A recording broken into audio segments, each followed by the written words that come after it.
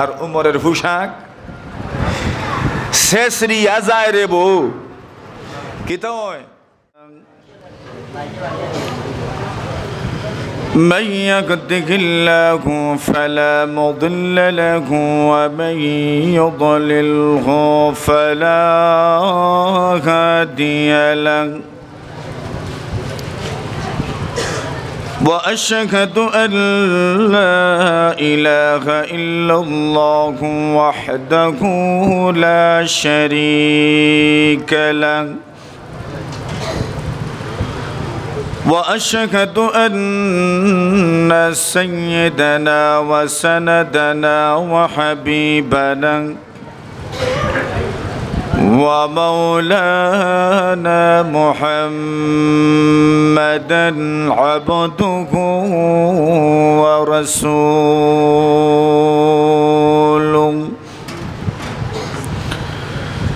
الذي أرسله الله تعالى إلى كافة الناس بشيرا ونذيرا وداعيا إلى الله بإذنه وسراجا منيرا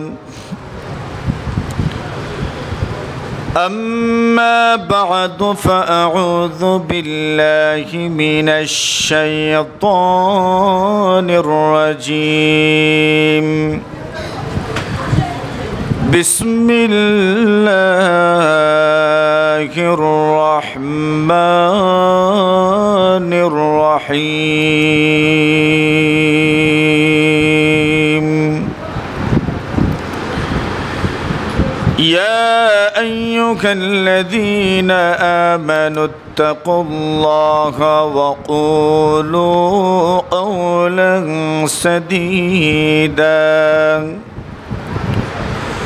يصلح لكم أعمالكم ويغفر لكم ذنوبكم ومن يطع الله ورسوله فقد فاز فوزا عظيما وقال رسول الله صلى الله عليه وسلم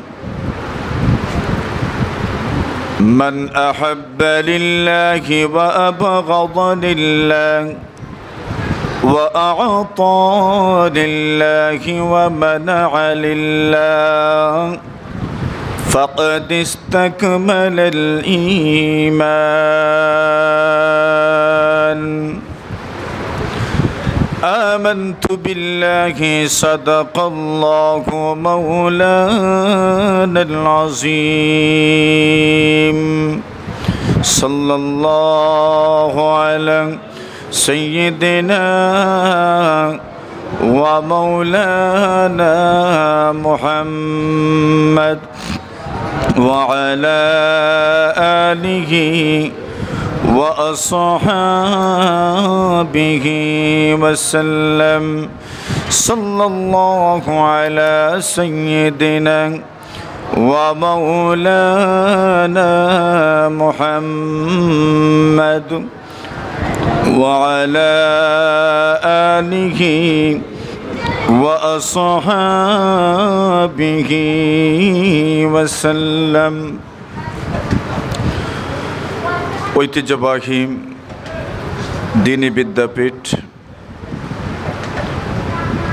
জেলার প্রাচীনতম দ্বীনি শিক্ষা প্রতিষ্ঠান জামিয়া ইসলামিয়া বরায়া বাটুলগঞ্জের অধ্যক্ষের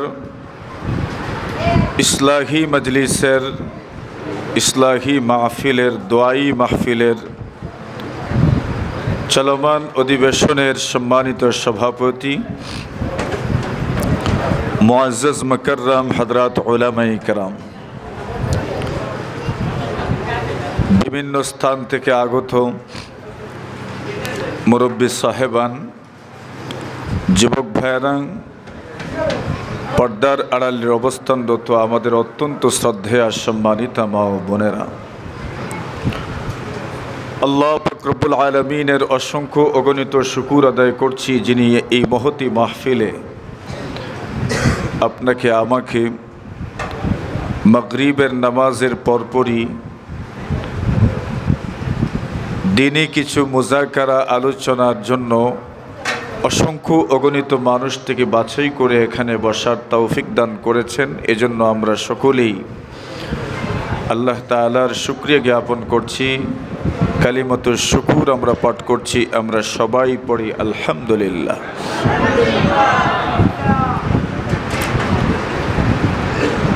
প্রতিকূল আবহাওয়ার প্রতিকূলতা উপেক্ষা করে আপনাদের অত্যন্ত ধৈর্যের সাথে এখানে উপস্থিতি, এটা প্রমাণ করে বুজুর্গানে দ্বীন উলামা হযরতদের জবান থেকে গুরুত্বপূর্ণ কথা শোনার তৃষ্ণার্ত আপনারা। আমাদের বুজুর্গরা আসবেন, অত্যন্ত গুরুত্বপূর্ণ হৃদয়গ্রাহী মনোমুগ্ধকর আলোচনা আপনাদের সামনে উপস্থাপন করবেন। তার আগে আমি কতগুলো কথা আপনাদের সমীপে আমার ফায়দার জন্য এবং আপনাদের সকলের ফায়দার জন্য কিছু কথা উপস্থাপন করব। আল্লাহ তাআলা আমাদের সকলকে যেন আমলের তৌফিক দান করেন, আমিন। এমন ইসলাহি মজলিস, ইসলাহি মাহফিল, দোয়াই মাহফিল অত্যন্ত জরুরি মাহফিল। দুনিয়াতে আমরা এমন কেউ নেই যারা ইসলাহের মুখাপেক্ষী নয়, সংশোধনের মুখাপেক্ষী নয়, এমন কেউ নেই। সকলেই সংশোধনের মুখাপেক্ষী। আমারও সংশোধনী দরকার, প্রত্যেকের যার যার লাইনে সংশোধনী প্রয়োজন। মানুষ যখন নিজেকে সংশোধন করে, এর অর্থ হলো একটা পর্যায় থেকে আরেকটা পর্যায়ে উন্নতি। আমরা দুনিয়াতে কেউ উন্নতি করতে চাই না, সকলেই উন্নতি করতে চাই। সব লাইনে, ব্যবসার লাইনে, কৃষির লাইনে, এমনকি প্রবাসের জীবনেও সকলেই উন্নতি করতে চাই। এর মানে এখন যে অবস্থানে আছি, আমার জীবনের পরিবর্তনের মাধ্যমে, আমলের পরিবর্তনের মাধ্যমে, আমার মানবিক গুণগুলোর পরিবর্তনের মাধ্যমে, শানিত করার মাধ্যমে, এগুলোকে আরও ঘষা মাজার মাধ্যমে আমি আরেকটু পরিণত হয়ে যেতে পারব। এটার নামই ইসলাহ, এটার নামই সংশোধন। এখন বলেন না, এই সংশোধন আমাদের সবার প্রয়োজন আছে না নাই? মানে আমরা সকলেই আরেকটু উন্নত জীবন, আরেকটু উন্নত পরিবেশ, আরেকটু উন্নত গুণে আমরা গুণান্বিত হতে চাই। কেউ তো কখনো খারাপ গুণে গুণান্বিত হতে চায় না, সকলেই চায় ভালো ভালো গুণে গুণান্বিত হওয়া।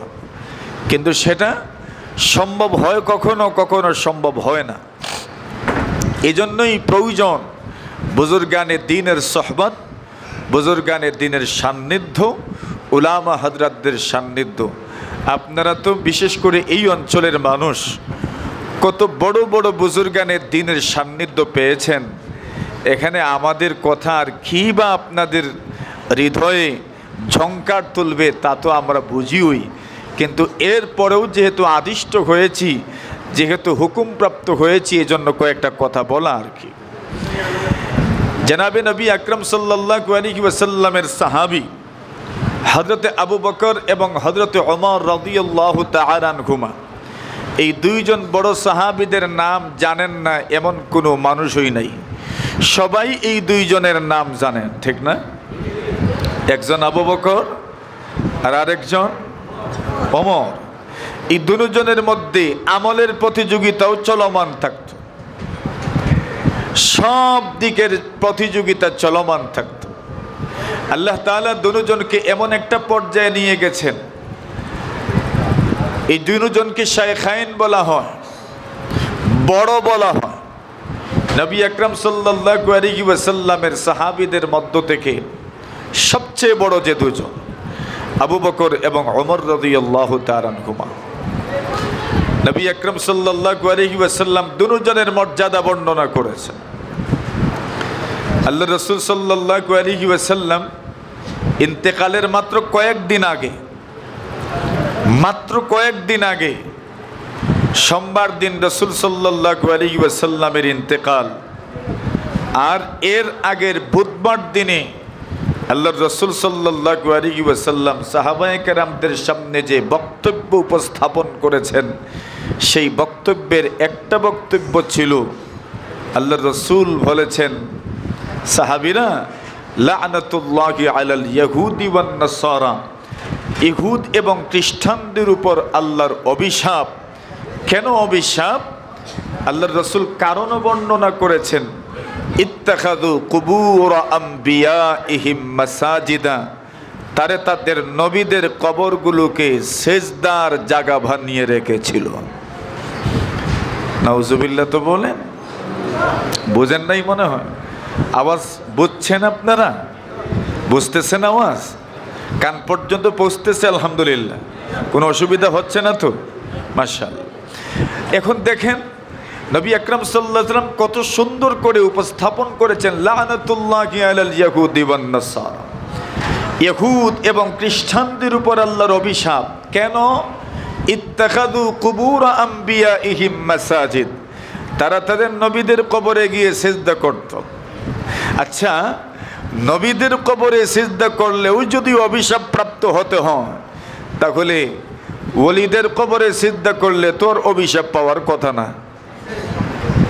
কে দেখুন আপনারা, যেখানে নবীদের কবরে সিজদা করলেই আল্লাহর অভিশাপ নবীর ভাষ্য মতো, সেখানে ওলিদের কবরে সিজদা করলে কার অভিশাপ? কোনো সন্দেহ আছে? কোনো সন্দেহ নেই। আল্লাহ রাসূল বলছেন, ইত্তাখাযু কুবুর আমবিয়াইহিম মাসাজিদা, তারা তাদের নবীদের কবরগুলোতে গিয়ে সিজদা করত। এজন্য আল্লাহর অভিশাপ। আল্লাহর রাসূল এই কথা মৃত্যুর আগে কেন বলছেন? রাসূল ওই দিকেই ইঙ্গিত করছেন, যদি ইহুদ খ্রিস্টান তাদের নবীদের কবরে সিজদার কারণে তারা অভিশপ্ত হয়, আমার ইন্তেকালের পরে যদি আমার কবরেও সিজদা করা হয়, আমার উম্মতের উপরও আল্লাহর অভিশাপ। যেখানে নবীর কবরে গিয়ে সিজদা করলে অভিশাপ, সেখানে ওলির কবরে গিয়ে সিজদা করলে তো অভিশাপ, কোনো সন্দেহ নাই। আর বর্তমান দুনিয়ার কত কবর, কত মাজার তো এমন যেগুলো আসলে কোনো মাজারই না। এরপরে রাসূলুল্লাহ সাল্লাল্লাহু আলাইহি ওয়াসাল্লাম আবু বকর সিদ্দিক রাদিয়াল্লাহু তাআলার প্রশংসা করলেন। নবীজি বললেন, সবার মধ্য থেকে সবচেয়ে বেশি অবদান যার আমার উপর বেশি, সেই মহান ব্যক্তির নাম হচ্ছে আবু বকর। নবীর কথা। রাসূল বলছেন, আল্লাহ তাআলাই তো আমার বন্ধু, যদি আল্লাহ ব্যতীত অন্য কাউকে বন্ধু বানানো যেত, তাহলে আমি আমার আবু বকরকে নিজের খলিল তথা বন্ধু সাব্যস্ত করতাম। হযরত ওমর রাদিয়াল্লাহু তাআলার প্রশংসা নবী আকরাম সাল্লাল্লাহু আলাইহি ওয়াসাল্লাম করেছেন। হাদিস শরীফের মধ্যে আসে, রাসূলুল্লাহ সাল্লাল্লাহু আলাইহি ওয়াসাল্লাম বলেন, আমি ঘুমন্ত ছিলাম, স্বপ্ন দেখলাম। স্বপ্ন তো ঘুমের মধ্যেই দেখে মানুষ। কিছু স্বপ্ন জাগ্রত অবস্থায় দেখা যায়, আর কিছু স্বপ্ন ঘুমের মধ্যে দেখা যায়। মাতুন না আপনারা? কিছু স্বপ্ন ঘুমে দেখে মানুষ, আর কিছু স্বপ্ন সজাগ দেখে। সজাগও স্বপ্ন দেখা যায়, বলে এই হবে, এই হবে, এই হবে, এই হবে, এটা সজাগ স্বপ্ন। আর কিছু স্বপ্ন ঘুমের স্বপ্ন। হাদিস শরীফে রাসূল আকরাম সাল্লাল্লাহু আলাইহি ওয়াসাল্লাম বলেন, স্বপ্ন স্বপ্ন আল্লাহর পক্ষ থেকে আসে, শয়তানেও স্বপ্ন দেখায়, কিন্তু সত্য স্বপ্ন যেটা, সেই সত্য স্বপ্ন ওহীর অনেক ভাগের এক ভাগ। কত ভাগের এক ভাগ? হাদিস শরীফের মধ্যে সেই কথাটাও ক্লিয়ার এসেছে, 46 ভাগের এক ভাগ। 46 বলতে কি, ওই ব্যাখ্যায় আমরা আর গেলাম না। এর মানে হলো ওহী যেরকম গুরুত্বপূর্ণ, মানুষের স্বপ্ন আল্লাহ তাআলার পক্ষ থেকে প্রত্যাদেশ বয়ে আনে। এমনকি নবীজির কাছে সর্বপ্রথম যে ওহী শুরু হয়েছে, সেই ওহীও ছিল সত্য স্বপ্নের মাধ্যমে। কিসের মাধ্যমে? স্বপ্নের মাধ্যমে। যেটা আপনারা দেখেন, স্বপ্ন কত মানুষই তো দেখে। হাফিজ ইবনে আব্দুল বার রাহিমাহুল্লাহু তাআলা বলেন, রবিউল আউয়াল মাসের 8 তারিখ নবীজির বয়স যখন 40 বছর পূর্ণ হয়েছে, পুরা 40 বছর, জন্ম সোমবার দিনে, ওহী এসেছে সোমবার দিনে। নবীজির জন্মও 8ই রবিউল আউয়াল, নবীজির কাছে ওহী এসেছে 8ই রবিউল আউয়াল। মুহাম্মদ ইবনে ইসহাক রাহিমাহুল্লাহু তাআলা বলেন, যদিও রমজানের 13 তারিখের কথা উনি বলেছেন, মুহাদ্দিসিনে কেরাম এই দুই কথার মধ্যে সামঞ্জস্য সৃষ্টি করেছেন যে 6 মাস রসুল সত্য স্বপ্ন দেখেছেন। কয় মাস? 6 মাস স্বপ্ন দেখেছেন। এটা ওহী। আল্লাহ রসুল বলেন, আমি ঘুমানোর পরে স্বপ্ন দেখলাম, উতিতু বিকাদাহি লাবান, দুধ ভর্তি একটা জগ আমার সামনে নিয়ে আসা হলো, দুধে ভরা। এটা কি বাস্তবে না স্বপ্নে? স্বপ্নে। রসুল বলছেন, আমি দেখলাম আমার সামনে দুধে ভরা একটা জগ নিয়ে আসা হয়েছে, আর আমি সেই জগ থেকে দুধ পান করলাম। স্বপ্নে কি দেখছেন? দুধ পান করছেন। আল্লাহ রসুল সাল্লাল্লাহু আলাইহি ওয়াসাল্লাম বলেন, আমি পুরাটা জগের দুধ শেষ করতে পারলাম না, কিছুটা দুধ অবশিষ্ট রয়ে গেল। আমি অবশিষ্ট দুধ হযরত উমর আমার পাশে ছিলেন, উমরকে দিয়ে দিলাম। কারে দিয়েছেন? উমরকে দিয়েছেন। স্বপ্ন তো, স্বপ্ন দেখলে ব্যাখ্যা তো দরকার। আল্লাহ রসুলকে সাহাবায়ে কেরাম প্রশ্ন করলেন, ইয়া রাসূলুল্লাহ, স্বপ্নের ব্যাখ্যাটা কি? আল্লাহ রসুল জবাব দিলেন, স্বপ্নের ব্যাখ্যা হইল ইলম। স্বপ্নের ব্যাখ্যা কি? বলেন, স্বপ্নের ব্যাখ্যা ইলম। কি বোঝা গেল? নবী আকরাম সাল্লাল্লাহু আলাইহি ওয়াসাল্লামের সাহাবীদের মধ্য থেকে ইলমের ক্ষেত্রে হযরত ওমর রাদিয়াল্লাহু তাআলা আনহুর শান বড় নিরালা শান ছিল। এটা ওমর রাদিয়াল্লাহু তাআলা আনহুর মর্যাদা। আরেক হাদিস শরীফে রাসূল আকরাম সাল্লাল্লাহু আলাইহি ওয়াসাল্লাম বলেন, কষ্ট হইতেছে আপনাদের? বোঝা যায়নি আমার মাত? হযরত রাসূল করিম সাল্লাল্লাহু আলাইহি ওয়াসাল্লাম বলেন, আমি স্বপ্নে দেখলাম যে লোকজন আমার সামনে আসছেন, এভাবে আমি বসা, আর লোকজন দলে দলে আমার সামনে আসছেন। তো সামনে যারা এসেছেন, এদের শরীরের পোশাক কেমন ছিল? আল্লাহ রসুল পোশাকের বর্ণনা দিচ্ছেন। রসুল বলেন, আমি তাকায় দেখলাম একদল মানুষের পোশাক তাদের সিনা পর্যন্ত, মানে এতটুকুই বাস। উপর পোশাক তো আর নিচের থেকে পড়া হয় না, কোন দিক থেকে পড়া হয়? উপর থেকে। আল্লাহ রসুল বলছেন, আমি দেখলাম কিছু মানুষের পোশাক তাদের স্তন পর্যন্ত, আর আরো কিছু মানুষ দেখলাম তাদের পোশাক আর একটু নিচে, পেট পর্যন্তই মনে করেন। আরেকদল মানুষ দেখলাম তাদের পোশাক আরেকটু নিচে, মানে কোমর পর্যন্তই ধরেন। আরেকদল মানুষ আমি দেখলাম তাদের পোশাক আরেকটু নিচে, মানে মনে করেন রান পর্যন্ত। আরেকদল মানুষ দেখলাম তাদের পোশাক আরেকটু নিচে, মনে করেন হাঁটু পর্যন্ত। রসুল বলেন, এমন সময় আমি দেখলাম উমর আমার সামনে এসেছেন। কে এসেছেন? উমর। রসুল বলছেন, উমর যখন আমার সামনে এসেছেন, ওয়া আলাইহি কামিসুন ইয়াজুররুহু, রসুল বলছেন উমর আমার সামনে যখন এসেছেন, আমি দেখলাম ওনার গায়ের পোশাকটা এত লম্বা, উনি টেনে টেনে হাঁটছেন। তো এক দলের পোশাক এতটুকু, আরেক দলের পোশাক আরেকটু নিচে, আরেক দলের পোশাক আরেকটু নিচে, আর উমরের পোশাক শেষরিয়া যায় রে বউ, কি তো শেষরিয়া যায়।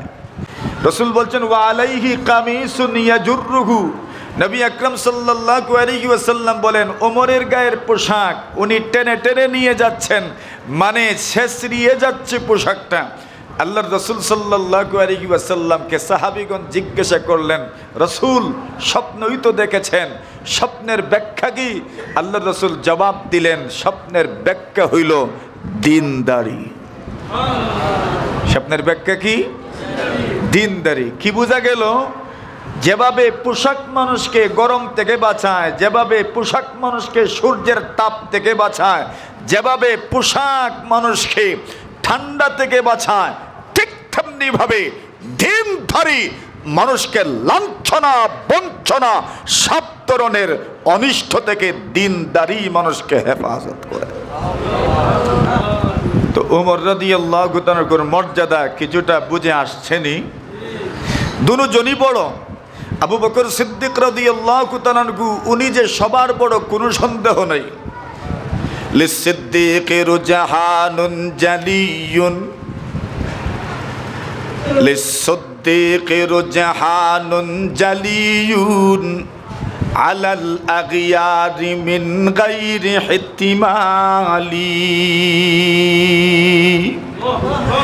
ওয়ালিল ফারুকি রুজহানুন ওয়া ফাদলুন আলা উসমান জিন্নুরাইনি আলী। হযরত আবু বকর সিদ্দিক রাদিয়াল্লাহু তাআলার মর্যাদা সবার চেয়ে বেশি, কোনো সন্দেহ নাই। আর হযরত ওমর রাদিয়াল্লাহু তাআলার মর্যাদা তৃতীয় খলিফা উসমান ইবনে আফফানের কথা বলছেন, ওনার চাইতে বেশি, মানে দ্বিতীয় পর্যায়েই নবীর সাহাবী হযরত ওমর রাদিয়াল্লাহু তাআলা। দুজন বড়, প্রতিযোগিতা থাকতো সব সময়। আল্লাহ রসুল সাল্লাল্লাহু আলাইহি ওয়াসাল্লাম রাত্রে গাস্ত করতেন, আমল দেখতেন, কার কি আমল, আমলের মধ্যে কোনো ত্রুটি বিচ্যুতি আছে কিনা ওটা দেখতেন। আমাদের বুজুর্গরা ওনারা যে খানকার পথা চালু করেছেন, অথবা আমাদের বুজুর্গরা যে এতেকাফ করেন, কারণ কি? কারণ হইল উপস্থিত যারা আছেন মুরিদদের আমলের মধ্যে কোনো ভুলভ্রান্তি, কোনো ত্রুটি বিচ্যুতি আছে কিনা ওইটা দেখার জন্য একসাথে ওনাদেরকে নিয়ে বসেন। একটু বিচ্যুতি দেখলেই, অসঙ্গতি দেখলেই সংশোধন করেন, পরিবর্তনের কথা বলেন। ওইটার নাম হইল ইসলাম। ওইটার নাম কি? ইসলাম। এখন নবী বের হইলেন আমল দেখার জন্য। আবু বকর সিদ্দিক রাদিয়াল্লাহু তাআলার বাড়ির পাশে গেলেন, গিয়ে দেখলেন আবু বকর সিদ্দিক রাদিয়াল্লাহু তাআলা অত্যন্ত নিম্ন স্বরে কোরআন মাজিদ তিলাওয়াত করছেন, তাহাজ্জুদের নামাজে তিলাওয়াত করছেন, মুনাজাত করছেন। আবু বকরের নাম শুনলেই তো বোঝা যায় আওয়াজ জোরে হইব নি না আসতে হইব। মাতুন না আপনারা? আবু বকর রাদিয়াল্লাহু তাআলার নাম শুনলেই তো বোঝা যায় আওয়াজ কি হইতো না, জোরে হইতো না, আসতে হইব। কিন্তু মাঝে মধ্যে নরমরাও কি হন?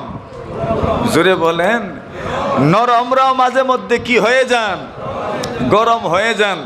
যখন রাসূল আকরাম সাল্লাল্লাহু আলাইহি ওয়াসাল্লামের ইন্তেকাল হয়ে গেল, একদল মানুষ ওনারা বলতে লাগলেন, এখন আর আমরা সেন্ট্রাল গভর্নমেন্টকে যাকাত দিব না। যাকাত দিবেন না ওই কথা কি অস্বীকার করেন নাই, শুধু এতটুকু বলছেন সেন্ট্রাল গভর্নমেন্টকে যাকাত দিব না, মানে মুহাম্মদুর রাসূলুল্লাহর কাছে আমরা আর যাকাত পাঠাবো না, আমরা আমাদের যাকাত এটা নিজেই বিতরণ করে ফেলব। বাস এতটুকু বলেছিলেন। খলিফাকে মাশাআল্লাহ বুঝিয়ে তো ফেলছেন। খলিফা আবু বকর সিদ্দিক রাদিয়াল্লাহু তাআলা আনহু, একদল মানুষের মত হইল সেন্ট্রাল গভর্নমেন্টকে আমরা আর কি দিব না, যাকাত পাঠাবো না, আমরাই নিজে বিতরণ করব। আবু বকর সিদ্দিক গরম হয়ে গেলেন। সুবহানাল্লাহ। গরম মানে কি জাত গরম? যিনি সবার চাইতে গরম উনি উনাকে ঠান্ডা করতে আসেন। সবার চাইতে গরম কে? ওমর রাদিয়াল্লাহু তাআলা। হযরত আবু বকর সিদ্দিক বললেন, এরা যদি যাকাত দিবে না এটা তো দূরের কথা, ছোট্ট একটা বাচ্চাও যদি যাকাতের দিতে অস্বীকৃতি জানায়, রশিটা দিতেও যদি অস্বীকৃতি জানায়, মানে একদম কম জিনিসটাও যদি জাকাতে দিতে অস্বীকৃতি জানায়, আমি তাদের বিরুদ্ধে যুদ্ধ করব। আবু বকর সিদ্দিক বলছেন। উমর বললেন, কেমনে যুদ্ধ করবেন? এরা তো কলিমা পড়নেওয়ালা, এরা তো কালিমা পড়নেওয়ালা, এরা তো আল্লাহকে এক বলে সাক্ষ্য দেয়, এরা তো মুহাম্মদুর রাসূলকে রাসূল বলে সাক্ষ্য প্রদান করে, তাহলে এদের বিরুদ্ধে আপনি যুদ্ধ করবেন কেমনে? আবু বকর বলেন, আমি যুদ্ধ করবই। হযরত ওমর বলেন, এইভাবে বলতে বলতে শেষ পর্যন্ত আল্লাহ আমার অন্তরকে পরিষ্কার করে দিলেন, আবু বকর সঠিক পথেই আছেন। সুবহানাল্লাহ। নরম মানুষও গরম হইছেননি? হইছে। তো আবু বকর নাম শুনলেই তো বোঝা যায় নরম। আবু বকর সিদ্দিক রাদিয়াল্লাহু তাআলা বড় আস্তে আস্তে তিলাওয়াত করেন। নবীজি নোট করলেন আবু বকরের তিলাওয়াত বড় নিম্ন স্বরের তিলাওয়াত। গেলেন উমরের বাড়ির পাশে, খুব তো দূরে না। উমর রাদিয়াল্লাহু তাআলা শুনলেই তো বোঝা যায় আওয়াজ আসতে হইব না জোরে হইব? জোরে হইব। আল্লাহ রাসূল সাল্লাল্লাহু আলাইহি ওয়াসাল্লাম জিজ্ঞাসা, হযরত উমরের আওয়াজ শুনলেন বড় উচ্চ স্বর, দুজনকেই ডাকলেন, আসেন কথা আছে আপনাদের সাথে। আবু বকরকে জিজ্ঞাসা করলেন, এত আস্তে আস্তে যে তিলাওয়াত করেন, মুনাজাত করেন, কারণ কি? আবু বকর সিদ্দিক রাদিয়াল্লাহু তাআলা বলেন, ইয়া রাসূলুল্লাহ, আমি তো আমার আল্লাহকেই শোনাচ্ছি। কারে শোনাচ্ছেন? আর আল্লাহ শুধু জোরের আওয়াজ শুনেন না, আস্তেটাও শুনেন। ওইটা মনে রাখেন। আমি আরেক হাদিস আপনাদেরকে শোনাই। রাসূল আকরাম সাল্লাল্লাহু আলাইহি ওয়াসাল্লামের সাহাবী আবু মুসা আশআরী রাদিয়াল্লাহু তাআলা বলেন, কুন্না মা'আন নবী সাল্লাল্লাহু আলাইহি ওয়াসাল্লাম ফি সাফার। আমরা নবীজি সাল্লাল্লাহু আলাইহি ওয়াসাল্লামের সাথে একটা সফরে ছিলাম। ওই সফর কোন সফর ছিল? হাদিস শরীফের মধ্যে সাহাবায়ে কেরাম উল্লেখ করেছেন, সফর ছিল খায়বারের যুদ্ধ থেকে ফেরার সফর। খায়বারের যুদ্ধ থেকে ফিরছিলাম, ফেরার পথে খায়বারকে বিজিত করেছি। বিজয়ী দল যখন ফেরত যায়, বিজয়ী দলের আওয়াজ অনেক বড় হয়ে যায়। বিজয়ী দলের মিছিল বড় হয় না ছোট হয়? আর যদি সেই দলে মহানায়ক সাথে থাকেন, সেই দলে যদি সিপাহসালার কমান্ডার সাথে থাকেন, তবে তো আওয়াজের মধ্যে কি পরিমাণ জোশ আসে আর বলার অপেক্ষা রাখে না। আবু মুসা আশআরী বলেন, আমরা নবীজি সাল্লাল্লাহু আলাইহি ওয়াসাল্লামের সঙ্গে ছিলাম, ফিরেছি যুদ্ধ থেকে বিজয়ের পেশে যখন আমরা ফিরছিলাম, ফালাম্মা আশরাফনা আলা ওয়াদিন কাব্বারনা, আমরা যখন সমতল ভূমিতে উঠলাম অথবা সমতল ভূমি থেকে যখন উপরের দিকে উঠতে লাগলাম, নবীর সাহাবী বলেন কাব্বারনা, আমরা জোরে জোরে তাকবীর দিতে লাগলাম। কুল্লা আল্লাহু আকবার, আল্লাহু আকবার, লা ইলাহা ইল্লাল্লাহ।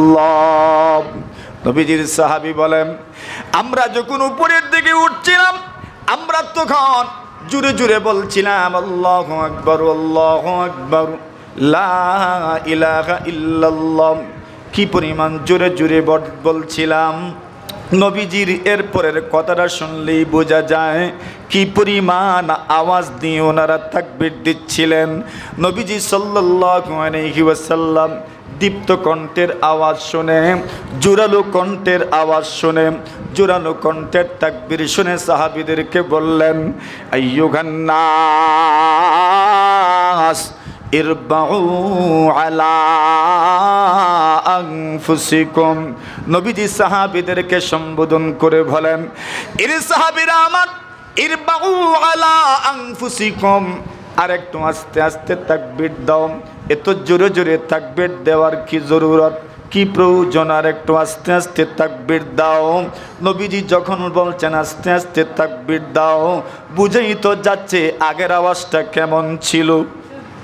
মতন না, আস্তে না জোরে। নবী যেখানে বলছেন আইয়ুহান নাস ইরবাউ আলা আনফুসিকুম, লোকজন আস্তে আস্তে তাকবীর দাও, একটু রহম করো নিজেদের উপর, তোমরা একটু দয়া করো, এত জোরে জোরে তোমাদেরকে তাকবীর দিতে হবে না। নবীজি সাল্লাল্লাহু আলাইহি ওয়াসাল্লাম বললেন, কারণ হইল ইন্নাকুম লা তাদউনা আসাম্মা ওয়ালা গাইবা। নবীজি বলেন, সাহাবীরা আমার, তোমরা তো আল্লাহকে শোনাচ্ছ, আল্লাহ পাক উনি তো বদির নয়, উনি যে কানে শোনেন না এমনও নয়, উনি কানে শোনেন না এমন নয়, আল্লাহ পাক সামিউম বাসীর, সর্বশ্রোতা সর্বজ্ঞ, সবচেয়ে বেশি শোনেন, সবচেয়ে বেশি দেখেন, সবচেয়ে বেশি জানেন। আল্লাহ পাক অনুপস্থিত নয়, অনুপস্থিত থাকলে না আপনি জোরে জোরে বলবেন, অনুপস্থিত যদি কেউ থাকে না তবে আপনি জোরে জোরে তাকে ডাকবেন। আল্লাহ তো একদম শাহরগের চাইতে আরো বেশি নিকটবর্তী। ওয়া নাহনু আকরাবু ইলাইহি মিন হাবলিল ওয়ারিদ। আল্লাহ বলেন, আমি তো মানুষের শাহরগের চাইতে আরো বেশি নিকটে। আল্লাহর হাবিব বলেন, এত জোরে জোরে বলার কোনো প্রয়োজন নাই। আবু মুসা আশআরী রাদিয়াল্লাহু তাআলা আনহু বলেন, আমি নবী আকরাম সাল্লাল্লাহু আলাইহি ওয়াসাল্লামের উটের একদম পিছনে বসা ছিলাম, আমি মনে মনে তখন পড়ছিলাম ছোট ছোট আওয়াজে, লা হাওলা ওয়ালা কুওয়াতা ইল্লা বিল্লাহিল আলিয়্যিল আযীম। আমি যে সাল্লাল্লাহু আলাইহি ওয়াসাল্লামের সাহাবী আবু মুসা আশআরী, ওনার উপনাম হলো আবু মুসা, মূল নাম হলো আব্দুল্লাহ ইবনে কাস। নবীজি আবু মুসা আশআরীকে সম্বোধন করে বলেন, ইয়া আব্দুল্লাহ ইবনে কাস, এরে আব্দুল্লাহ ইবনে কাস, মা তাকুলু ফি নাফসিকা, তুমি মনে মনে কি পড়ছো একটু বলো না আমাকে, আমার সামনে তুমি প্রকাশ করো, তুমি মনে মনে কি পড়ছো। আবু মুসা আশআরী রাদিয়াল্লাহু তাআলা আনহু বলেন, আকুলু ফি নাফসি লা হাওলা ওয়ালা কুওয়াতা ইল্লা বিল্লাহ, আমি তো মনে মনে লা হাওলা ওয়ালা কুওয়াতা ইল্লা বিল্লাহ পড়ছি। নবীজি সাল্লাল্লাহু আলাইহি ওয়াসাল্লাম বলেন, আলা আদুল্লুকা আলা কানজিম মিন কুনুজিল জান্নাহ। নবীজি সাহাবীকে সম্বোধন করে বলেন, সাহাবীরে আমার, আমি কি তোমাকে জান্নাতের খাজানা সম্পর্কে বলবো না, জান্নাতের গুপ্ত ধন সম্পর্কে কি আমি তোমাকে বলবো না? অর্থাৎ যে তাসবিহ পড়লে, যে জিকির পড়লে জান্নাতের মধ্যে গুপ্ত ধন তৈরি হয়ে যায়, জান্নাতের মধ্যে খাজানা তৈরি হয়ে যায়, ওই জিনিসটা সম্পর্কে কি আমি তোমাকে বলবো না? আবু মুসা আশআরী বলেন, বালা, কেন নয়, অবশ্যই বলুন। জাআলানি আল্লাহু ফিদাকা ইয়া রাসূলুল্লাহ, ওগো নবীজি, আল্লাহ পাক যেন আমাকে আপনার উৎসর্গ হওয়ার জন্য কবুল করে নেন। অবশ্যই বলুন, যে তাসবিহটা পড়লে, যে জিকিরটা পড়লে জান্নাতের মধ্যে খাজানা তৈরি হয়ে যায়, জান্নাতের মধ্যে খাজানা গুপ্তধন তৈরি হয়ে যায়। রাসূল বলেন, লা হাওলা ওয়ালা কুওয়াতা ইল্লা বিল্লাহ, কোনো মানুষ যদি একবার পড়ে নিতে পারে, আল্লাহ রাসূল বলেন তার জন্য জান্নাতের মধ্যে খাজানা তৈরি হয়ে যায়। কি তৈরি হয়? খাজানা বুঝেন তো, মানে গুপ্ত ধন ভান্ডার, এমন ধন ভান্ডার যেখানে শুধু মূল্যবান জিনিস পাওয়া যায়। আচ্ছা বলেন না, এখন জান্নাতে গুপ্ত ধন তৈরি হবে, ভান্ডার তৈরি হবে, ওই ভান্ডার থাকবে জান্নাতে আর পণ্যওয়ালা থাকবে দুজখে। আপনারা জীবনে ওইরকম হইব? আমার ধন যেখানে সেখানেই তো আমি, মানে আল্লাহ রসুল খুব সুন্দর করে বুঝায় দিয়েছেন, ধন ভান্ডার যেখানে তুমিও সেখানে। সুবহানাল্লাহ। মনে আছে আপনাদের আবু বকর সিদ্দিক জোরে জোরে পড়তেন না আস্তে আস্তে? আল্লাহ রসুল বললেন, সাহাবীরে আমার, এত নিম্ন সুরে কেন তুমি তিলাওয়াত করো, এত নিম্ন সুরে কেন মুনাজাত করো? আবু বকর সিদ্দিক রাদিয়াল্লাহু তাআলা জবাব দিলেন, ইয়া রাসূলুল্লাহ, আমি তো আল্লাহকেই শোনাই। ছোট্ট থেকে ছোট্ট আওয়াজও তো আল্লাহ শোনেন, বড় আওয়াজও আল্লাহ যেমন শোনেন, ছোট্ট আওয়াজটাও তো আল্লাহ এমনই শোনেন। জোরে জোরে বলার তো কোনো প্রয়োজন নাই। নবীজি সাল্লাল্লাহু আলাইহি ওয়াসাল্লাম বললেন, ঠিক আছে। ওমরকে বললেন, ওমর তুমি এত জোরে জোরে কেন তিলাওয়াত করো, তুমি এত জোরে জোরে কেন মোনাজাত করো? ওমর রাদিয়াল্লাহু তাআলা বলেন, ইয়া রাসূলুল্লাহ, ইয়া হাবিবাল্লাহ, আল্লাহর নবীজি গো, আমি আমার তিলাওয়াতের মাধ্যমে আর মোনাজাতের মাধ্যমে আর জিক্রের মাধ্যমে ঘুমন্তদেরকে জাগ্রত করতে চাই আর শয়তানকে আমি বাগাইতে চাই। কয় কারণ? দুই। এক নম্বর ঘুমন্তদেরকে জাগ্রত করা, আর দুই নম্বর শয়তানকে দূর ভাগাইতে চাই। ওই হাদিস তো আপনাদের জানাই আছে। রসুল বলেন, যখন আজান দেওয়া হয় তখন শয়তান ভাগতে থাকে, পলায়ন করে, বায়ু ছেড়ে ছেড়ে শয়তান পলায়ন করে। যখন আজান শেষ হয়ে যায় আবার ফিরত আসে, যখন আবার ইকামত হয় আবার দূরে পলায়ন করে। ইকামত যখন শেষ হয়ে যায় শয়তান আবার ফিরে আসে, আর এসেই মুসল্লিকে বলে, উযকুর কাযা, উযকুর কাযা, উযকুর কাযা, ওইটা স্মরণ করো, ওইটা স্মরণ করো। এইভাবে কত কিছু যে স্মরণ করায়া দেয়, নামাজে কল্পনা করতে যত মজা লাগে দুনিয়াতে আর কোনো সময় কল্পনা করতে এত মজা লাগে না। কেন বলে ওই সময় শয়তানে এগুলো স্মরণ করে দেয়, উযকুর কাযা, উযকুর কাযা, উযকুর কাযা, ওইটা স্মরণ করো, ওইটা স্মরণ করো, ওইটা স্মরণ করো। ওই কথাও তো আপনাদের জানা আছে। এক ব্যক্তি ইমামে আবু হানিফা রাহিমাহুল্লাহু তাআলা, আল্লাহর এক বান্দার কোনো জিনিস মনে করেন চুরি হয়ে গেছে অথবা হারিয়ে গেছে, আল্লাহর বান্দা চিন্তা করলো বড় আলেম ইমামে আবু হানিফা রাহিমাহুল্লাহু তাআলা, ওনার কাছে যাওয়ার দরকার। গেলে হয়তো একটা সুরাগা হইতেও তো পারে, কোনো তদবির উনি বলতেও পারেন যে তদবিরের মাধ্যমে সুরাগা করেও নিতে পারি। আল্লাহর বান্দা গেলেন, ইমাম সাহেব রহমতুল্লাহ আলাইহি বললেন, আমার কাছে তো তাবিজ নেই, তবে একটা আমলের কথা আমি তোমাকে বলে দিচ্ছি। আজকে বাড়িতে গিয়ে রাত্রিবেলা নামাজে দাঁড়াইবা আর একাধারে 100 রাকাত নফল নামাজ পড়বা। কত রাকাত পড়ছেন কোনদিন? নবী আকরাম সাল্লাল্লাহু আলাইহি ওয়াসাল্লাম বলেন, ইয়া আবা যার, আল্লাহ রাসূল আবু যর গিফারিকে সম্বোধন করে বলেন, লা আনতাগদু ফাতাআল্লামা আয়াতাম মিন কিতাবিল্লাহ খায়রুল লাকা মিন আন তুসাল্লিয়া মিআতা রাকাম ওয়ালা আনতাগদু ফাতাআল্লামা বাবাম মিনাল ইলম আমিলা বিহি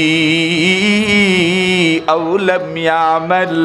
নবী আকরাম সাল্লাল্লাহু আলাইহি ওয়াসাল্লাম বলেন, কোন মানুষ যদি ঘর থেকে বের হয় আর একটা আয়াত শিখার জন্য সময় দিতে পারে, মাত্র একটা আয়াত শিখার জন্য সময় দিতে পারেন, একটা আয়াত শিখার জন্য সময় দিতে পারেন, হয়তো তরজমা না হয় অনুবাদ, আপনারা তাফসীর শিখার জন্য যদি সময় দিতে পারো, প্রায় 31 বছর হয়ে গেছে বাটুলগঞ্জের তাফসীর, প্রতি বছরের তাফসীরে কত আয়াতের ব্যাখ্যা বিশ্লেষণ শেখা যায়। নবীজি সাল্লাল্লাহু আলাইহি ওয়াসাল্লাম বলেন, আর বার্ষিক মাহফিলের তো 71 বছর হয়ে গেছে। নবীজি সাল্লাল্লাহু আলাইহি ওয়াসাল্লাম বলেন, এরে আবু যর গিফারি, কোন মানুষ যদি একটা আয়াত শিখার জন্য ঘর থেকে বের হয় সময় দিতে পারে, রাসূল বলেন কি পরিমাণ লাভ, কি পরিমাণ লাভ। আল্লাহ রাসূল বলেন, 100 রাকাত নফল নামাজ পড়লে যে পরিমাণ সওয়াব, একটা আয়াত যদি শিখতে পারো এর চাইতে বেশি সওয়াব আল্লাহ আমলনামায় দেন। কম না বেশি? এরপর হাবিব বলেন, কোন মানুষ যদি ঘর থেকে বের হয় আর যদি একটা মাসআলা শিখতে পারে, একটা মাসআলা শেখার জন্য যদি ঘর থেকে বের হয়, আল্লাহর হাবিব বলেন মাসআলার উপর আমল করুক বা নাই করুক, আল্লাহর হাবিব বলেন শুধু শিখেছো শিখেছো শিখেছো, শেখার জন্য সময় দিয়েছো, আমল করো বা নাই করো, সেটা পরের বিষয়। যদি আমল করতে পারো তবে আমলের সওয়াব তো আমল নামায় আসবে। কিন্তু শুধু শিখেছো ইবনে মাজার রিওয়ায়াত, নবী আলাইহিস সালাতু ওয়াস সালাম বলেন, আল্লাহর বান্দা যদি একটা মাসআলা শিখার জন্য সময় দিতে পারে, আল্লাহর হাবিব বলেন কি পরিমাণ লাভ। রাসূল বলেন, খায়রুল লাকা মিন আন তুসাল্লিয়া আলফা রাকাত, 1000 রাকাত নফল নামাজের চাইতে বেশি সওয়াব। ইমাম সাহেব রহমাতুল্লাহ আলাইহি বলছেন, কত রাকাত পড়ো? 100 রাকাত পড়লে কি তুইবু? হারানো জিনিস অথবা চুরি হয়ে যাওয়া জিনিসের কোনো সন্ধান পাইতে পারো। এখন এই লোকের জিনিসটা চুরি হয়ে নাই, হারিয়েছে। যেমনে শুরু করছেন 100 রাকাতের নিয়ত করছেন 100 রাকাত পড়বেন, কিতা মনে করেন আপনারা 100 হুরাইলতে পারলে শয়তান খুব খুশি হইব না নারাজ হইব? নারাজ হইব। শয়তান মনে মনে ভাবলো 100 পড়তে দেওয়া হইতো না, শয়তান সাথে সাথে নামাজের ভিতরে এসেই বলছে, উযকুর কাদা, ওইটা স্মরণ করো, তোমার ওইটা ওই জায়গায় হারিয়ে গেছে। প্রথম রাকাতেই সমাধান। রাসূল বলেন, এই জন্য শয়তান আসে, সবার সামনে আসে, এমন কেউ নাই যার সামনে শয়তান আসে না। আজান শুনলেই শয়তান ভাগে। ওমর বলেন, রাসূল আমি তো এই জোরে উচ্চ কণ্ঠে উচ্চ স্বরে তিলাওয়াতের মাধ্যমে আর মোনাজাতের মাধ্যমে শয়তানকে ধরে ভাগাইতে চাই আর ঘুমন্তদেরকে জাগ্রত করতে চাই। বলুন দুজনের যুক্তি ঠিক না বেঠিক? দুজনের যুক্তিই ঠিক। নবী আকরাম সাল্লাল্লাহু আলাইহি ওয়াসাল্লাম বলেন, আবু বকরকে বলেন, আবু বকর তুমি আওয়াজটা একটু বাড়ায় দিও। সুবহানাল্লাহ। আবু বকরকে বলেন, বাস ইরফা কালিলা, একটু আওয়াজ বাড়িয়ে দিও। আর ওমরকে বললেন, ওমর সাহেব আপনি ভলিউমটা একটু কম করে দিয়েন। সুবহানাল্লাহ। এর মানে কি, দুজনের আমলের মধ্যে আওয়াজের মধ্যে একটা ব্যালেন্স নিয়ে আসলেন, একটা ভারসাম্যতা নিয়ে আসলেন। উমরকে বললেন তুমি একটু কমায় দিও, আর আবু বকর সিদ্দিক রাদিয়াল্লাহু তাআলা আনহুমা ওনাকে বললেন আপনি একটু বাড়ায়া দিয়েন। মানে আজকের থেকে দুজন যেই আওয়াজে পড়বেন এটাই সুন্নতের উপর আমল হবে। জোরে বলেন সুবহানাল্লাহ। এটার নামই ইসলাম। এটার নাম কি? এটার নাম ইসলাম। ওই খোদার পাওয়ার জন্য যেই পথে হাঁটতে হয় সেই পথের নাম হলো ইসলাহের পথ। সেই পথের পথিক যারা, এদেরকে বলা হয় সালিক। যারা এই পথের পথিক, এরা যেই পথে যায়, যেখানে যায়, গন্তব্যে পৌঁছে গেলে এদেরকে বলা হয় আরিফ। আর যখন চূড়ান্ত গন্তব্যে পৌঁছে যায় এদেরকে বলা হয় ওয়াসিল বিল্লাহ, মানে আল্লাহ পর্যন্ত পৌঁছে গেছেন। সুবহানাল্লাহ। এমন মানুষও দুনিয়াতে আছেন না নাই? আছেন। এখন ইসলামের জন্য আমার করণীয়টা কি? আমার সবচেয়ে বড় করণীয় আমাকে নির্ধারণ করতে হবে। বলে ইসলামের জন্য আমার জন্য সবচেয়ে বেশি জরুরি বিষয় হইল বুজুর্গদের দ্বারস্থ হওয়া, উলামায়ে কেরামের সান্নিধ্যে যাওয়া। সুবহানাল্লাহ। কার কাছে যাওয়া? উলামায়ে। কেন কেন যাবেন?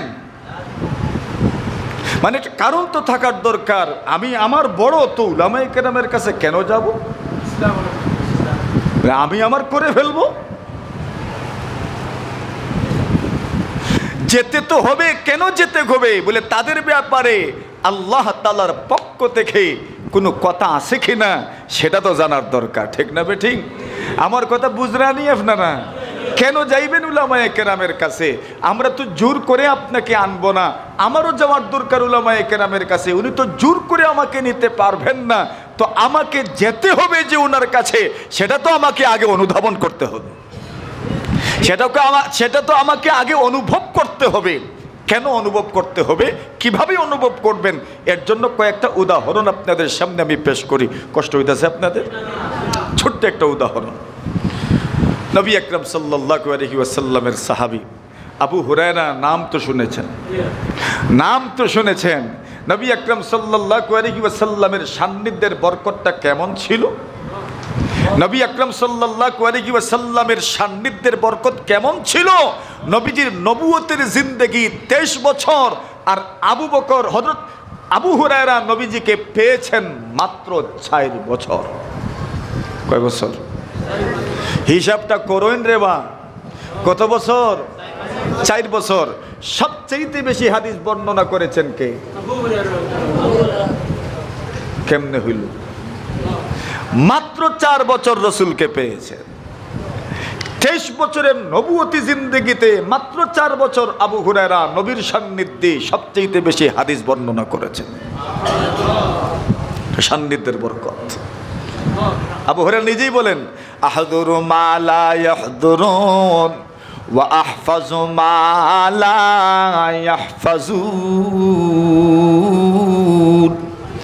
আবু হুরায়রা নিজেই বলেন, আমি অন্যান্য সাহাবীরা যেখানে উপস্থিত থাকতেন না, আমি সেখানে উপস্থিত থেকেছি। অন্যরা যা মুখস্থ করতে পারেন নাই, আমি তাও মুখস্থ করেছি। সান্নিধ্যের বরকত। আবু হুরায়রা বলেন, শুধু সান্নিধ্যেরই বরকত না, আবু হুরায়রা বলেন, নবী আকরাম সাল্লাল্লাহু আলাইহি ওয়াসাল্লামের কাছে গেলাম, এর মধ্যে বরকত আছে নিবা? আপনারা কেমন বরকত বলি আমি আপনাদেরকে। আবু হুরায়রা রাদিয়াল্লাহু তাআলা আনহু বলেন, আমি নবী আকরাম সাল্লাল্লাহু আলাইহি ওয়াসাল্লামের কাছে গেলাম আর গিয়ে বললাম, ইয়া রাসূলুল্লাহ, ইন্নী সামি'তু মিনকা হাদিসান কাসীরান আনসা।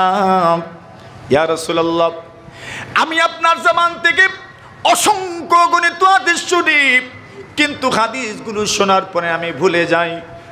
ইয়া রাসূলুল্লাহ, কোনো তাদবির থাকলে বলেন, কোনো কিছু থাকলে আমাকে দেন। নবী আলাইহিস সালাতু ওয়াস সালাম আবু হুরায়রাকে বলেন, আবু হুরায়রা, তোমার সাথে কি আছে? আবু হুরায়রা বলেন, ইয়া রাসূলুল্লাহ, আমার সাথে আমার চাদরখানা আছে। সুবহানাল্লাহ। কি আছে? চাদর। চাদর বুঝিয়েন, চাদর বলতে কি? সাহাবায়ে কেরামের পোশাক কি ছিল? ইম্মা কিসাউন ওয়া ইম্মা রিদা। যারা আসহাবে সুফফা নামে আমরা যাদেরকে চিনি, এদের পোশাক কি ছিল? হয়তো বা চাদর ছিল, আর না হয় বাস একটা কাপড় ছিল। আর পরনে কি ছিল? হয়তো এক চাদরই পা থেকে কাঁধ পর্যন্ত। সুবহানাল্লাহ। বুঝছেন মানে কি? পুরা শরীরে মাত্র এক চাদর। ওয়া ইম্মা ইজার, আর না হয় শুধু এক লুঙ্গি। সুবহানাল্লাহ। লুঙ্গি তো কোমরের নিচে, আর চাদরটা হইলে আচ্ছা যাক মাশাআল্লাহ, পা থেকে কাঁধ পর্যন্ত ঢাকা যায়। সুবহানাল্লাহ। বাস এতটুকুই। আর নাই, আমরা তো চাদর যে গায়ে দেই, আমরা তো চাদর গায়ে দেই, ভিতরে গেঞ্জি, এর উপরে পাঞ্জাবি, ভিতরে গেঞ্জি, এর উপরে শার্ট, ভিতরে গেঞ্জি, এর উপর ফতুয়া, এর উপর জ্যাকেট, এর উপর কোট, এর উপর চাদর। মাতুন না আপনারা? আর সাহাবায়ে কেরামের কাপড় কি ছিল? ইম্মা কিসাউন ওয়া ইম্মা রিদা। বাস এতটুকুই। আল্লাহ রাসূল বলেন, আবু হুরায়রা কি আছে তোমার সাথে? উনি বললেন, ইয়া রাসূলুল্লাহ, চাদর আছে তো। সুবহানাল্লাহ। রাসূল বলেন, ঠিক আছে, চাদরটা বিছায়া দাও। চাদর বিছাইলাম। আবু হুরায়রা বলেন, ফাবাসাতু রিদাই, আমি আমার চাদরখানা বিছায়া দিলাম। যেই মাত্র আমি আমার চাদরখানা বিছায়া দিলাম, নবীজি সাল্লাল্লাহু আলাইহি ওয়াসাল্লামের সাহাবী আবু হুরায়রা রাদিয়াল্লাহু তাআলা আনহু বলেন, নবী আকরাম সাল্লাল্লাহু আলাইহি ওয়াসাল্লাম দুইটা হাত এমন ভাবে মুখের সামনে নিলেন, এমন ভাবে হাত মুখের সামনে নেওয়াকে আপনাদের দেশে কি বলে? এইভাবে কিছু দেওয়ার নাম কি? ওইটার নাম কি? ডাবু। ও তা কইতা আমারে। আর কি তা কয় আপনার দেশ? মইট কয়েন, ডাবু কয়েন, চুল্লু কয়েন, এক চুল্লু। নবী আকরাম সাল্লাল্লাহু আলাইহি ওয়াসাল্লামের সাহাব, এটা মনে রাখেন, হাদিস শরীফের মধ্যে এটা অনেকবার এসেছে। আল্লাহ রাসূল সাল্লাল্লাহু আলাইহি ওয়াসাল্লাম বলে, জান্নাতি যারা হবে, জান্নাতি কারা হবে? বলে, একদল মানুষকে আল্লাহ কোনো হিসাব কিতাব ছাড়া জান্নাত দিবেন। ওরা কারা? আল্লাহ রাসূল বলছেন, ওয়াসালাসু হাসায়াত মিন হাসায়াতি রাব্বি রাসূল বলেন 3 ডাবু মানুষকে আল্লাহ তাআলা জাহান্নাম থেকে উঠাইয়া জান্নাতে আল্লাহ দিবেন। সুবহানাল্লাহ। এইভাবে আল্লাহর এটা কত বড়, আল্লাহর এটা কত বড়, কোনো হিসাব আছে? কোনো হিসাব নেই। মানে 3 ডাবু মানুষকে আল্লাহ জাহান্নাম থেকে উঠায়া জান্নাত দিয়ে দিবেন। আবু হুরায়রা বলেন নবী আকরাম সাল্লাল্লাহু আলাইহি ওয়াসাল্লাম এইভাবে 2টা হাত নিজের মুখের সামনে নিলেন, আর মুখ থেকে কি যেন ওই হাতের মধ্যে দিলেন। দেওয়ার আর কি বা আছে? হয়তো ফু দিছেন, আর না হয় থুথু দিছেন, আর না হয় লোয়াব দিস, মানে লোয়াব যেটা থুথু, এটাই মানে থুতুর মধ্যে কি পরিমাণ বরকত তা তো আপনাদের জানাই আছে। নবী আকরাম সাল্লাল্লাহু আলাইহি ওয়াসাল্লাম আল্লাহর রাসূলের সাহাবী আলী মুর্তদা রাদিয়াল্লাহু তাআলার চোখের মধ্যে বাস একটু থুতু লাগিয়েছিলেন, আলীর চোখ ভালো হয়ে গেছে। আলীর চোখ ভালো হয়ে গেছে, ওই কথা তো আপনাদের জানা আছে, আমি আর ওই দিকে যাচ্ছি না। আবু হুরায়রা বলেন কি যেন রাসূল এইভাবে দিলেন আর চাদরের ভিতরে। এরপর বললেন, ও আবু হুরায়রা, তোমার চাদরখানা তুমি ভাঁজ করে নাও। আবু হুরায়রা বলেন, আমি আমার চাদরখানা ভাঁজ করলাম, আর চাদরখানা ভাঁজ করে সুবহানাল্লাহ কই লাগাইছেন? ফাযামামতুহু ইলা সাদরি। আবু হুরায়রা বলেন, ওই চাদরখানা আমি আমার সিনার সঙ্গে মিলায় দিলাম। জি মাত্র সিনার সঙ্গে মিলিয়েছি, এরপর থেকে নবীজির জবান থেকে আমি যা শুনেছি একটা কথা আমি আর জীবনেও ভুলি নাই। একটা কথাও আমি আমার জীবনে আর ভুলছি না। এখন বলেন তো সান্নিধ্যের খিলাফ, ওইটা বুঝবেন। আসেন আরেকটা কথা আপনাদেরকে শোনাই।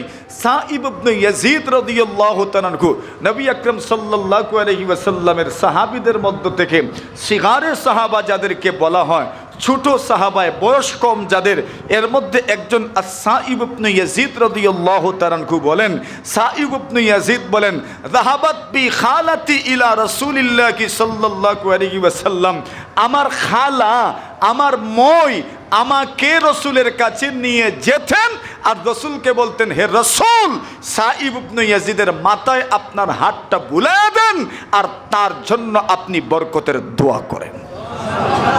সাইব ইবনে ইয়াজিদ বলেন, আমার খালা আমাকে নবীজির কাছে নিয়ে যেতেন, বুখারী শরীফের রিওয়ায়াত।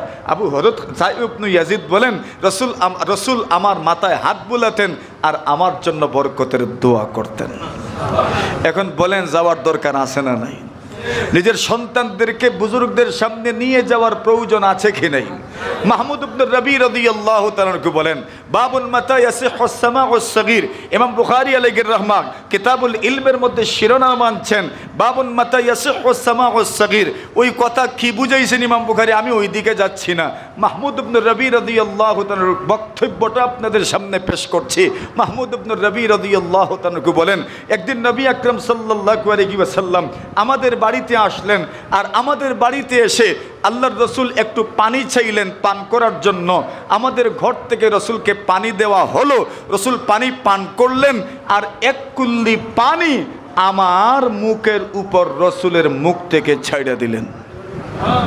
সুবহানাল্লাহ জোরে বলেন। আচ্ছা মনে করেন বরুণার মুফতি সাহেব দামাত বারাকাতুহুম, উনি যদি আপনাদের বাড়িতে যান, আর আপনাদের বাড়িতে গিয়ে যদি উনি কারো মুখে, আপনার সন্তানের মুখে যদি, গালে যদি এক কুল্লি পানি দেন, খুশি হইবা না বেজার হইবা? খুশি হইবা। হযরত রাসূল আকরাম সাল্লাল্লাহু আলাইহি ওয়াসাল্লামের সাহাবী মাহমুদ ইবনে রবি রাদিয়াল্লাহু তাআলা বলেন, নবীজি আমাদের বাড়িতে আসলেন, আর আমাদের বাড়িতে এসে পানি পান করলেন, আর এক কুল্লি পানি আমার মুখের মধ্যে, আমার গালের মধ্যে রসুল এইভাবে, কুল্লি তো আর বুঝেন কেমনে দেওয়া লাগে, ওটা তো চিনেন সবাই, ছোটবেলায় সবাই করছে এটা। তো হযরত রসুলের সাহাবী মাহমুদ ইবনে রবি বলেন, এইভাবে রসুল এক কুল্লি পানি আমার মুখে দিলেন। বলেন আমার বয়স ছিল মাত্র 5 বছর। সান্নিধ্যে কেন যাবেন ওই কথাটা এখান থেকে কিছু বুঝলাম। আসেন আরেকটা কথা আপনাদেরকে শোনাই।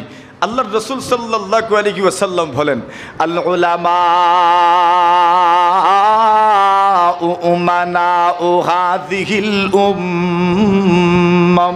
নবী আকরাম সাল্লাল্লাহু আলাইহি ওয়াসাল্লাম বলেন, উলামায়ে কেরাম এই উম্মতের সবচেয়ে বড় আমানতদার, সবচেয়ে বিশ্বস্ত মানুষ, সবচেয়ে নির্ভরযোগ্য মানুষ, উম্মতের জন্য সবচেয়ে আমানতদার, সবচেয়ে নির্ভরযোগ্য, সবচেয়ে বিশ্বাসযোগ্য হচ্ছেন উলামায়ে কেরাম।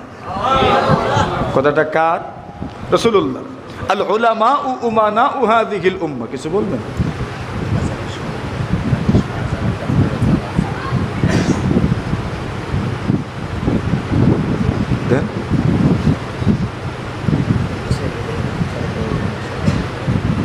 পরে না, আমাকেও তো অফিস থেকে বলা হইল 8টায় বয়ান শেষ হবে, না 8:15 হবে। আপনাদের মাদ্রাসার নামাজ 9টায়, খবর পাঠিয়েছেন। আচ্ছা, মাশাআল্লাহ, মশওয়ারা হয়ে গেছে যে আজান হইল 8টায় আর নামাজ হইল 8:15। এজন্য আজকের মতো আলোচনা এখানেই সমাপ্ত করা হবে। আজকের মতো সকলের কাছে সকলের সুস্বাস্থ্য এবং দীর্ঘায়ু কামনা করে এখানেই শেষ করছি। ওয়া আখিরু দাওয়ানা আনিল হামদুলিল্লাহি রাব্বিল আলামিন।